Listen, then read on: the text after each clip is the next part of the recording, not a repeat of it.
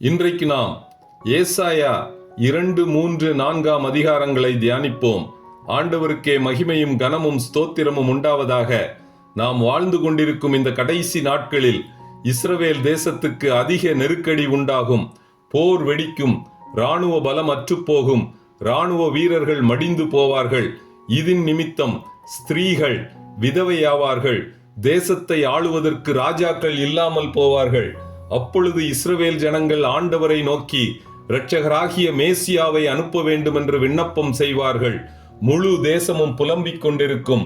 இந்த சூழ்நிலையில் பூமி அனைத்தையும் தத்தளிக்க பண்ண கர்த்தராகிய இயேசு கிறிஸ்து பூமிக்கு இறங்கி வருவார்.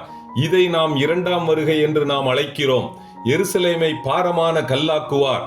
எருசலேமை தத்தளிக்கும் பாத்திரமாக்குவார். அப்பொழுது சகல ஜனங்களும் கெபிகளிலும் குகைகளிலும் ஒளித்துக் கொள்வார்கள். இதை கர்த்தருடைய நாள் என்று நாம் அழைக்கிறோம்.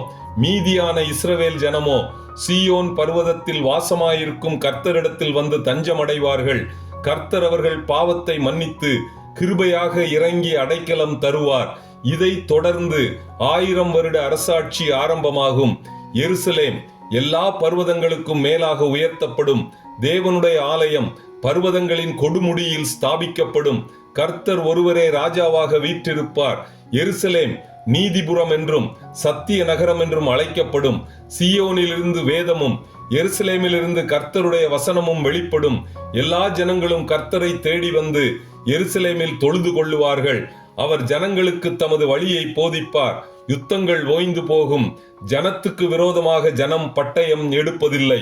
இத்துடன் ஏசாயா 2, 3, 4 அதிகாரங்கள் முடிவடைகிறது.